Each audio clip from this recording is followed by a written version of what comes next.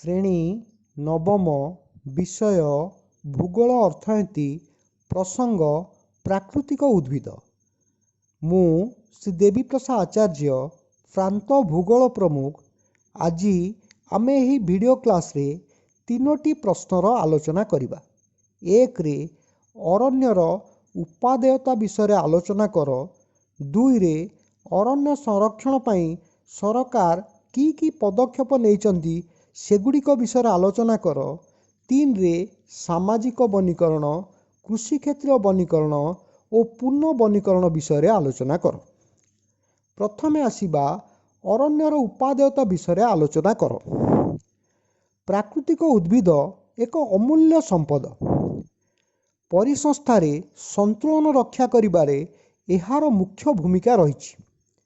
ମନୁଷ୍ୟ ତଥା ପ୍ରାଣୀ ଜଗତ ଏହି ଉଦ୍ଭିଦ ଜଗତ ଉପରେ ନିର୍ଭରଶୀଳ। ଅରଣ୍ୟ ସମ୍ପଦ ଅକ୍ଷୟ ଏବଂ ଉପକାରୀ। ଏହା ଆବଶ୍ୟକତା ପୂରଣର ଗନ୍ତାଘର। ସୁସ୍ଥ ସମାଜ ଓ ସୁସ୍ଥ ବାତାବରଣ ସୃଷ୍ଟି ଏବଂ ସଂରକ୍ଷଣରେ ଏହାର ଭୂମିକା ଅପରିହାର୍ଯ୍ୟ। ଏହା ପରିବେଶ ଓ ପାରିସ୍ଥିତିକ ସନ୍ତୁଳନରେ ସହାୟତା କରିଥାଏ।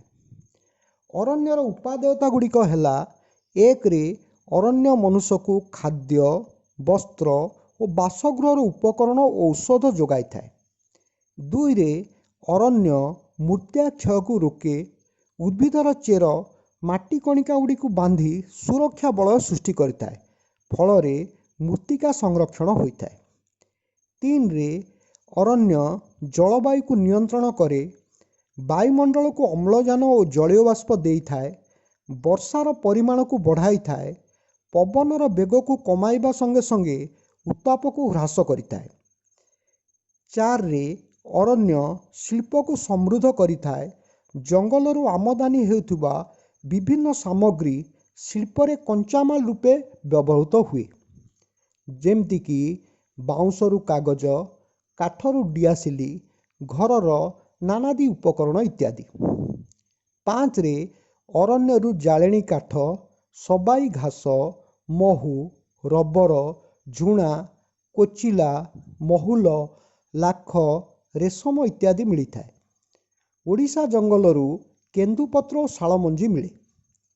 6ରେ ଅରଣ୍ୟ ଜଳ ପ୍ରବାହକୁ ନିୟନ୍ତ୍ରଣ କରିଥାଏ।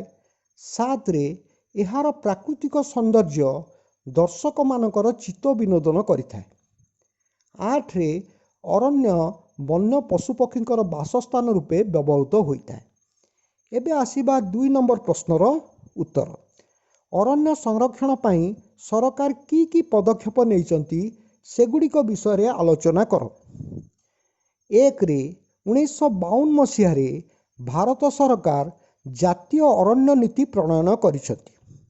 ଏହି ନୀତି ଅନୁସାରେ ଦେଶର ପାର୍ବତ୍ୟ ଅଞ୍ଚଳ ଓ ସମତଳ ଅଞ୍ଚଳରେ ବୃକ୍ଷରୋପଣ କରି ନୂତନ ଅରଣ୍ୟ ସୃଷ୍ଟି କରାଯାଉଛି। 2ରେ ଅରଣ୍ୟ ସମ୍ପଦର ବୃଦ୍ଧି ଲାଗି ପୁନଃ ବନୀକରଣ, ସାମାଜିକ ବନୀକରଣ ଓ କୃଷିକ୍ଷେତ୍ରୀୟ ବନୀକରଣ ଯୋଜନାମାନ ପ୍ରସ୍ତୁତ କରାଯାଉଛି। 3ରେ ଜଙ୍ଗଲର ଉପାଦେୟତା ଓ ସୁରକ୍ଷାର ଆବଶ୍ୟକତା ବିଷୟରେ ଜନସଚେତନତା ସୃଷ୍ଟି କରାଯାଉଛି। ବିଭିନ୍ନ ଅନୁଷ୍ଠାନରେ ବନ ମହୋତ୍ସବ ମାଧ୍ୟମରେ ବୃକ୍ଷରୋପଣ କରାଯାଉଛି। ଜାତୀୟ ଦିବସ ଗୁଡ଼ିକରେ ବୃକ୍ଷରୋପଣ କରାଯାଇ ଏହାର ମହତ୍ତ୍ୱ ପ୍ରତିପାଦନ କରାଯାଉଛି। 4ରେ ଜଙ୍ଗଲରେ ନିଆଁ କିପରି ନ ଲାଗିବ ସେଥିପାଇଁ ଜନସଚେତନତା ସୃଷ୍ଟି କରାଯାଉଛି। 5ରେ ପୁରୁଣା ବୃକ୍ଷଗୁଡ଼ିକୁ ଚିହ୍ନଟ କରି ସେଗୁଡ଼ିକ କାଟିବା ପାଇଁ ଅଗ୍ରାଧିକାର ଦିଆଯାଉଛି।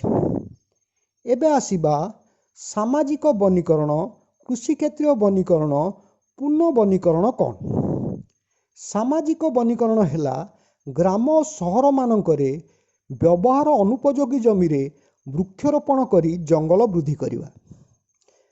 କୃଷିକ୍ଷେତ୍ରୀୟ ବନୀକରଣ ହେଲା ଚାଷ ଜମିର ହିଡ଼ ଗୁଡ଼ିକରେ ବୃକ୍ଷରୋପଣ କରିବା। ପୁନଃ ବନୀକରଣ, ପୁନଃ ଅର୍ଥ ଆଉଥରେ। ନଷ୍ଟ ହୋଇଥିବା ଜଙ୍ଗଲରେ ବୃକ୍ଷରୋପଣ କରି ତାହାର ପୁନରୁଦ୍ଧାର କରିବାକୁ ପୁନଃ ବନୀକରଣ କୁହାଯାଏ।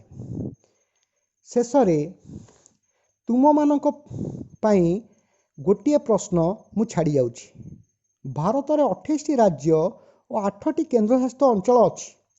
ମୋର ପ୍ରଶ୍ନ ହେଉଛି, କେଉଁ ଦୁଇଟି କେନ୍ଦ୍ରଶାସିତ ଅଞ୍ଚଳକୁ ଯୋଡ଼ାଯିବାର ପ୍ଲାନିଂ ଭାରତ ସରକାରଙ୍କ ଦ୍ୱାରା ଜୁଲାଇ 2019ରେ ଘୋଷଣା କରାଯାଇଥିଲା ଏବଂ ଏଥିପାଇଁ ଦରକାର ଲେଜିସ୍ଲେସନ୍ ଭାରତର ସଂସଦ ଦ୍ୱାରା ଡିସେମ୍ବର 2019ରେ ଗୃହୀତ ହୋଇଥିଲା ଏବଂ ତାହା 26 ଜାନୁଆରୀ 2020ରୁ କାର୍ଯ୍ୟକାରୀ କରାଗଲା। ଏହି ପ୍ରଶ୍ନର ଉତ୍ତର ତୁମେମାନେ ଖୋଜ ଏବଂ ଆସନ୍ତା ଭିଡ଼ିଓ କ୍ଲାସ୍ରେ ଏହାର ଉତ୍ତର ତୁମମାନଙ୍କୁ ମୁଁ ଦେବି। ଧନ୍ୟବାଦ। ରହିଲି। ଆଜି ପ୍ରାକୃତିକ ଉଦ୍ଭିଦ ମଧ୍ୟ ସରିଗଲା।